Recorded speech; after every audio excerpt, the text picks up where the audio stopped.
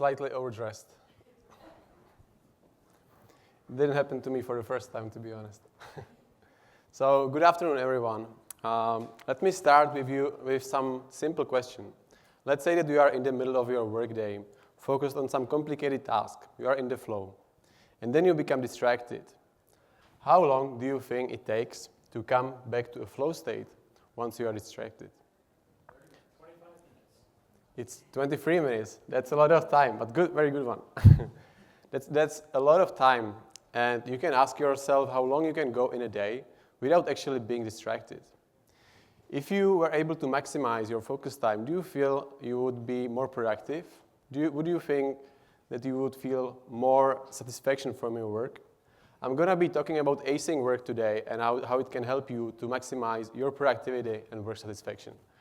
My name is Marek Trubak. I'm Senior Product Manager at Oyster, and I moved from Prague, Czech Republic 16 months ago with my wife and son to Austin, and we really enjoy it a lot, especially the tubing. That's my favorite thing. We don't have such a thing in Europe.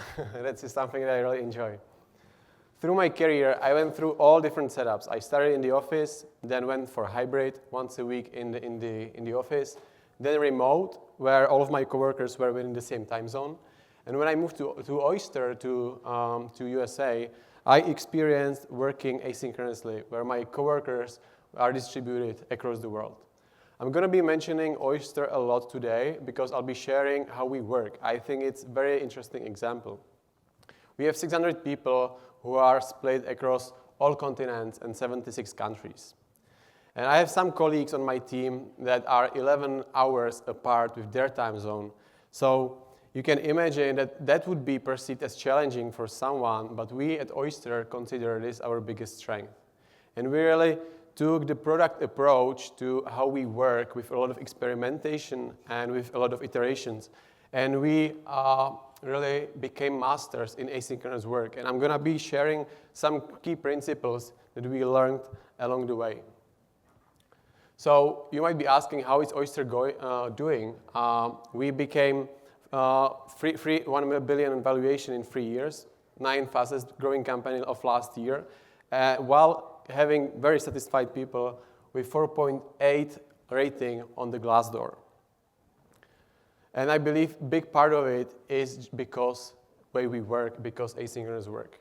Before I jump into those principles, I just want to summarize what is asynchronous work. It simply means not occurring at the same time. It means that people are working and cooperating on different schedules, not necessarily real time. I also want to mention that asynchronous is not the same thing as remote. When COVID-19 came, many companies went remote, but they just replicated 9-to-5 setup with back-to-back meetings. I experienced similar thing. It can be very stressful and very exhausting, but it doesn't have to be like it. Remote can be very efficient, very productive if you combine it with asynchronous principles. Actually, those principles can be combined with any setup. Those can be also applied to hybrid or to office setup. Why is asynchronous work interesting? There is one study I wanted to point out from 2020 from Future Forum. They were experimenting with now 9,000 people, knowledge workers across developed countries. And they had a choice to work on flexible or non-flexible hours. And those working on flexible hours had twice as large productivity while having better life balance, while having more satisfaction from their work. But I'm so excited about async work, not only because it's great for people, but it's also a win-win, because companies can really get the best talent. They don't have to search for people in the same city, country, or even time zone. They can find people anywhere in the world. They also have better results with more proactive people and more satisfied people. There's higher inclusion, something that I really appreciated, that basically introverts and extroverts can contribute the same way with async first, and it's same for native and non-native speaking people in English. Basically 60% of our people are non-native speakers, and being async first are really removing those differences between people. Sorry. One last thing, with async, you also experience lower turnover as people are more satisfied with their work and with this setup in general. I'll be sharing 3 main pillars of asynchronous work that we are using, but before I jump into those, I just want to mention that asynchronous is it's like with everything. It's just not for everyone. You need specific type of people because people get a lot of flexibility, a lot of freedom, and they need to be able to manage themselves pretty well. So in this setup, usually people who are self-driven and being able to being self-managed, those are people who usually thrive. But it's just simply not meant for everyone. It's important note that I wanted to make. So let's start with expectations. I'll be sharing expectations as the most important pillar out of all of these. It's starting with output over input. By output, I mean we should value really the result of someone's work, but give people freedom how they work and how they want to accomplish these results. So basically, people in our company, they know what's expected from them in terms of results and output, but they have freedom to choose when they work, how long they work, and from where they work. And if you do something like this, it's very interesting to see what's starting to happen. People have very different needs and are in different stages of their lives. Some people become very productive early in the morning. We have people waking up at 4 a.m., working until noon, and they are done. We have people who enjoy and are most productive in the evening, and some people are working until night, and they have a whole day basically for what they need to do. Somebody with family like me, I prefer to wake up mornings and then spend my afternoon with my son and then work evenings. People are able to incorporate their work into their lives in the way that fits for them and to really become more productive. Second expectation is around response times. So unless you are first line of support, it shouldn't be expected that responses will be instant. It might sound counterintuitive, but it removes big chunk of stress for people if you set this expectation.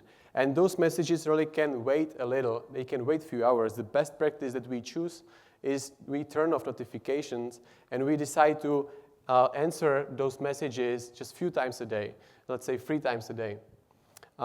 And this can give you a lot of focus time and remove a lot of stress. But you cannot do that without proper planning. That's a very important point. If you want to basically avoid need of solving things urgently and need for real-time communication, you need to be working in the future. Things that are happening today has been planned at least 3 months ago. So that's why you can limit those instances where you really need urgent communication. Goals. There's another important expectation.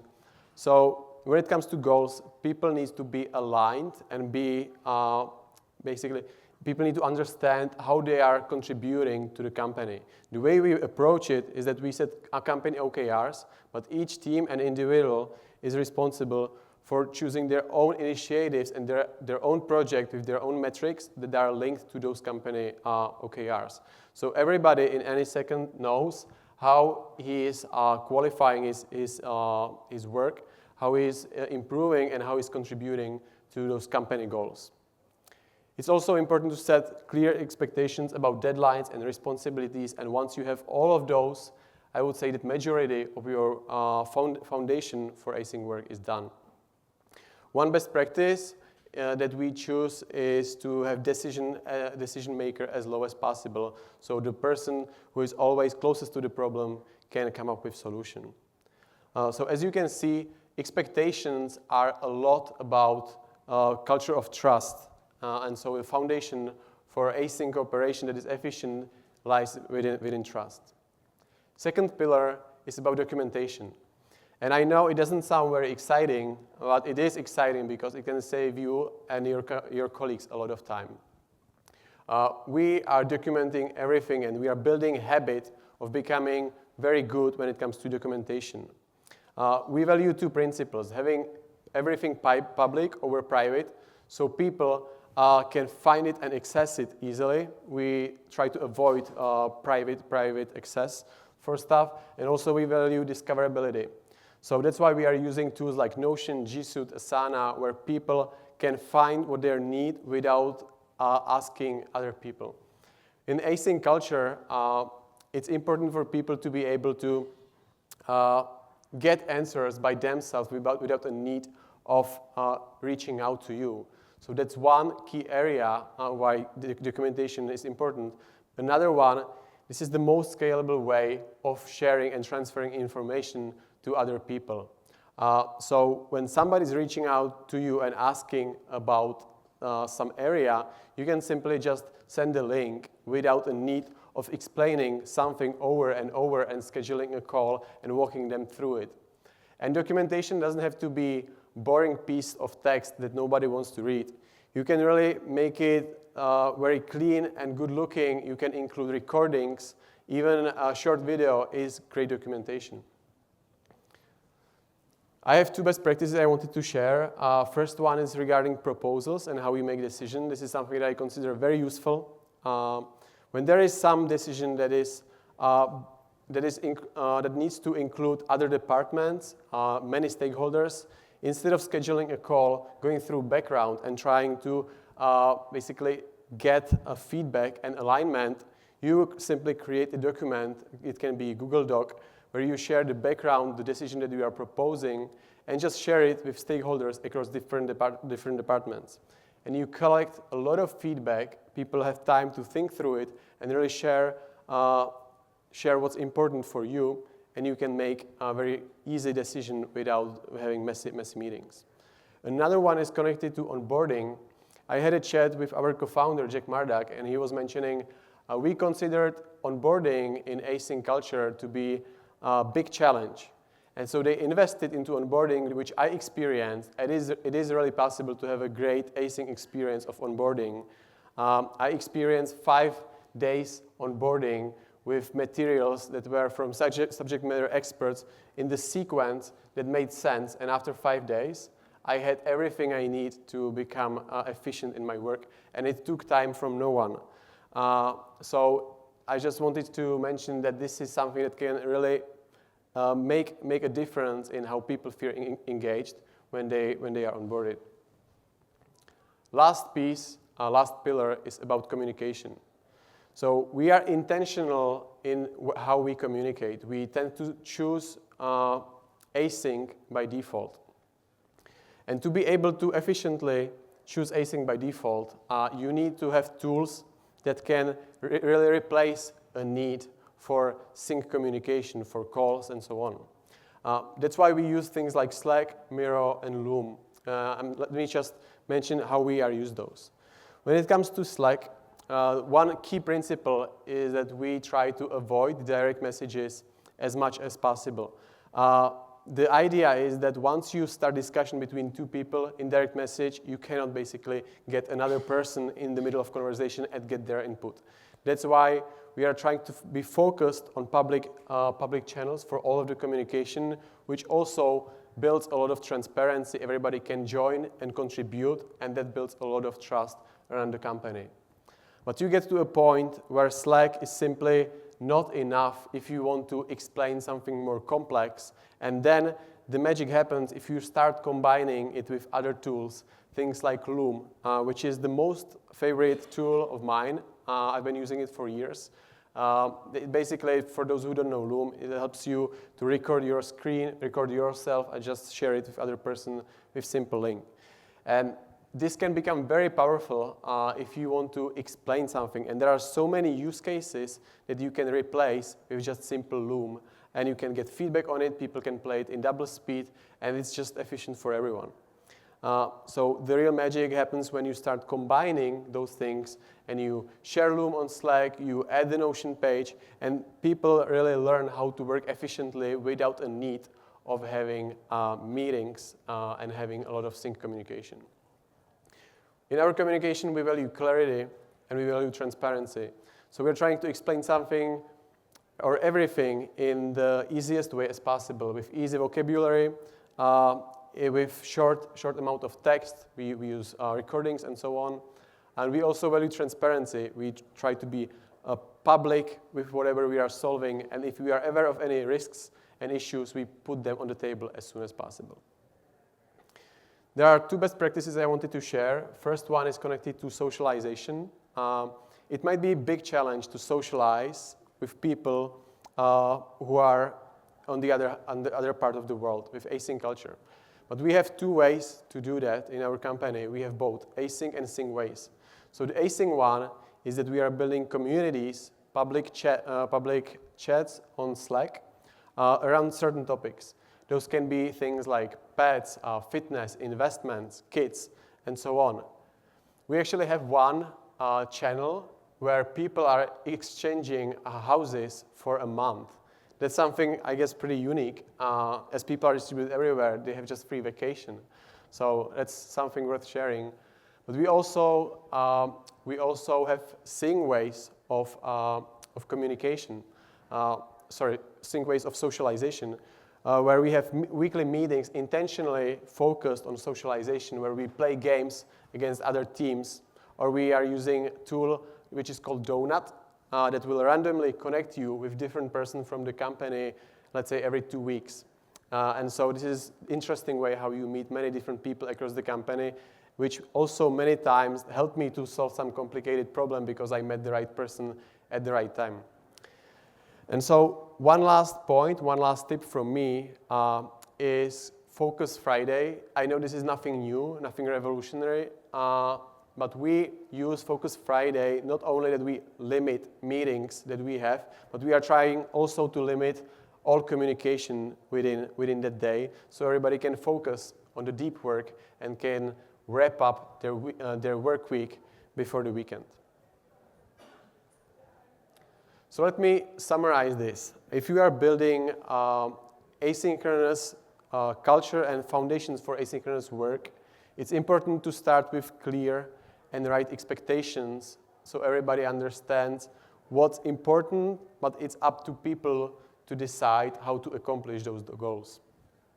It's important to build a habit of documenting everything. People should learn how to create great documentation so they save time to themselves and to other people as well. And lastly, being intentional in how we communicate and being, by default, asynchronous. My personal experience is that before I joined Oyster, I had, on average, I would say 5 hours a day of meetings every day. And for product managers, I think it's pretty common. At Oyster, I have Mondays and Fridays totally without meetings, and Tuesday, Wednesday, and Thursday, I have around 2 hours on average. And just it results overall in better decision, more time to think through stuff, and just balance, better life balance in general. I wanted to point out that those principles that I shared bring the most value if they are applied on the company level. But it doesn't mean you cannot apply them on the team level or individual level. You can start as small as just sharing a Loom with explanation tomorrow instead of scheduling a call, or just turning off your notification and decide to answer just 3 times a day instead of being constantly available. I've been talking about benefits for individuals and companies, but the concept of async work is much bigger than that. It can also positively impact environment as it removes need for people to commute, and also it can positively impact society because it can affect how knowledge work is happening everywhere and accelerate the progress. If I got you inspired at least in one area of your daily work, I'll be very happy, and thank you for your attention, and I'm ready for your questions.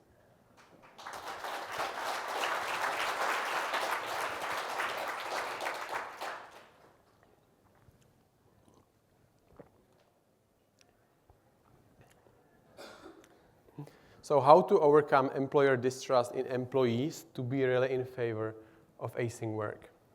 So I think it comes down to the foundation of having right people, because from my experience, I've been working in different companies, and in some companies, people were taking advantage, actually, of this freedom. And what really makes a difference, I think, is,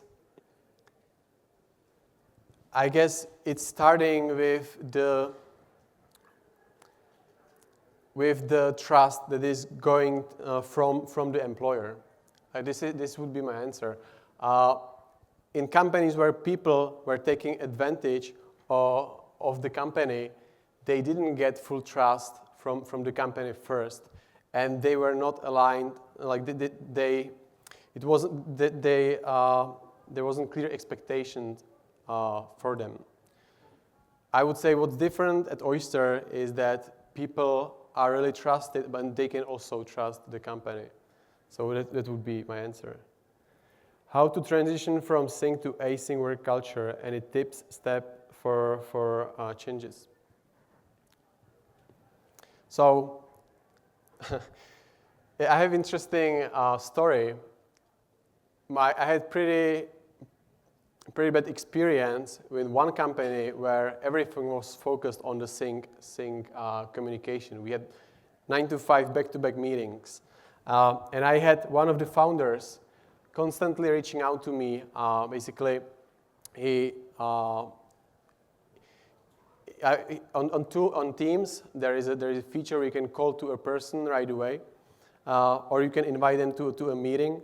And so he was just constantly calling me out of the blue and just didn't even text me.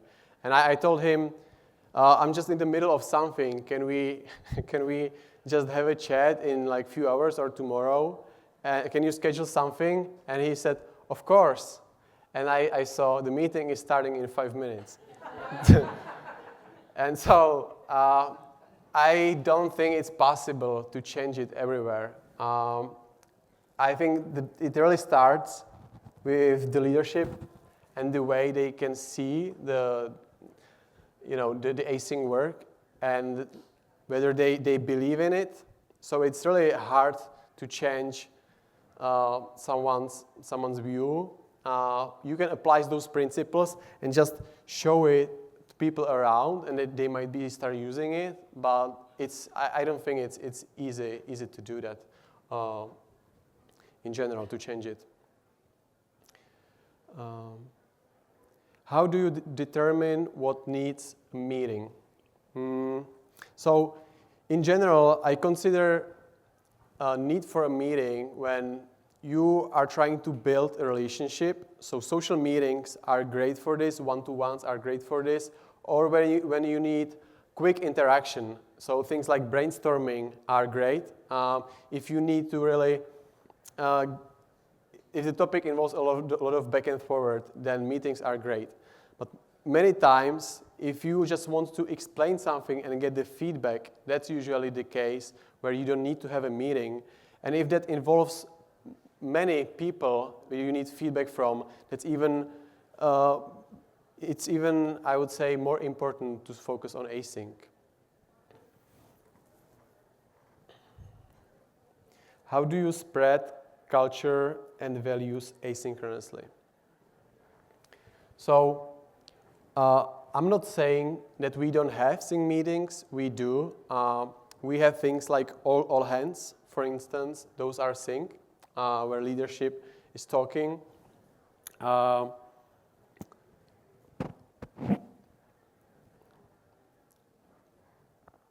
We have people who are dedicated to be product managers of how we work. And so those people are constantly teaching people and basically watching how they work.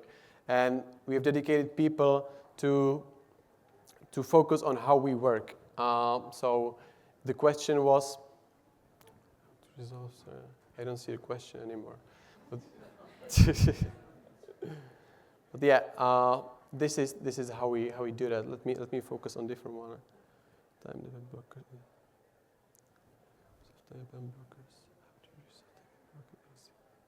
Those are just yeah.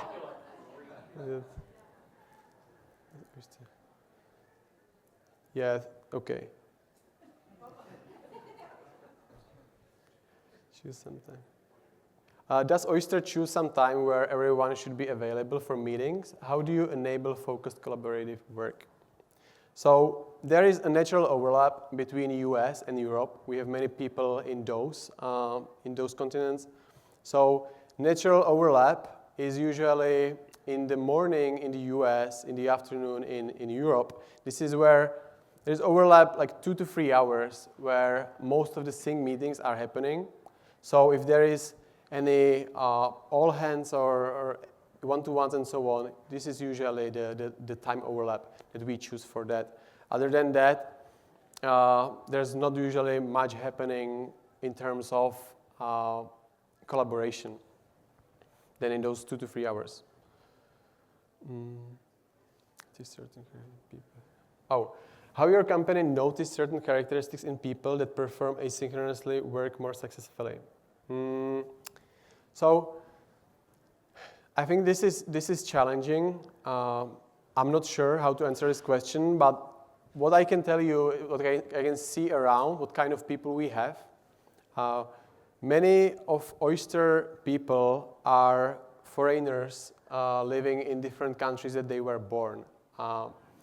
So these people kind of left their comfort zone, and they were driven, and they were trying to find opportunities for themselves, and this is something pretty common. Almost, I would say, 60 or even more % of people have this common trait, but in general, it's hard.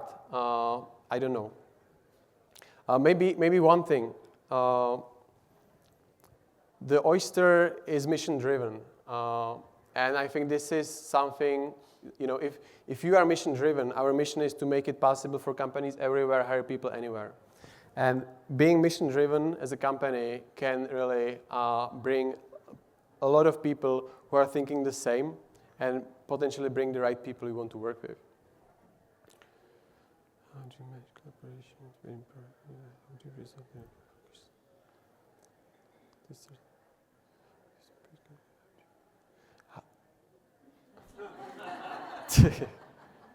So we have a hiring freeze, but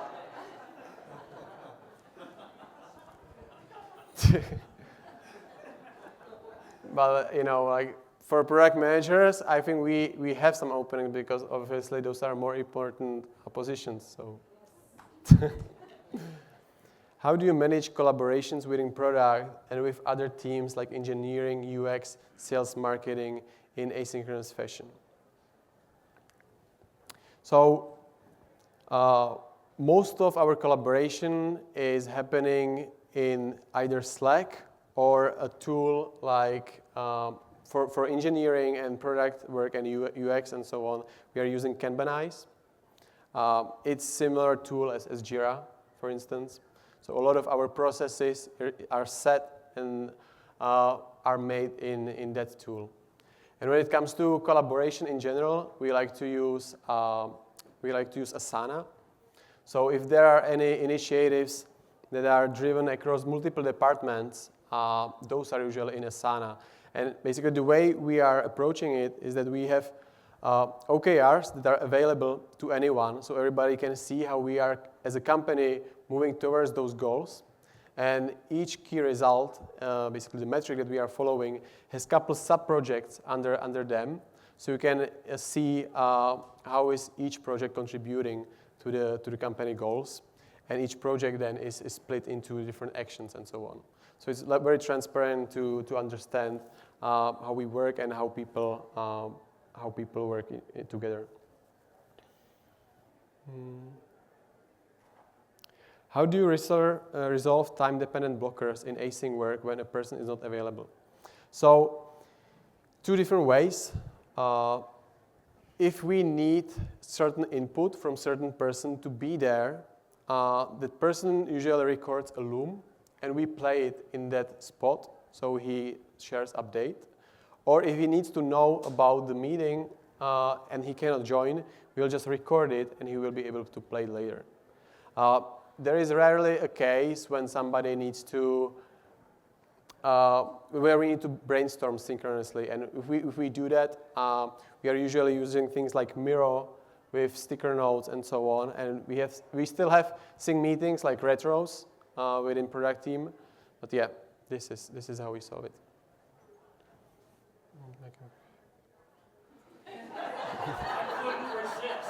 I was so focused on.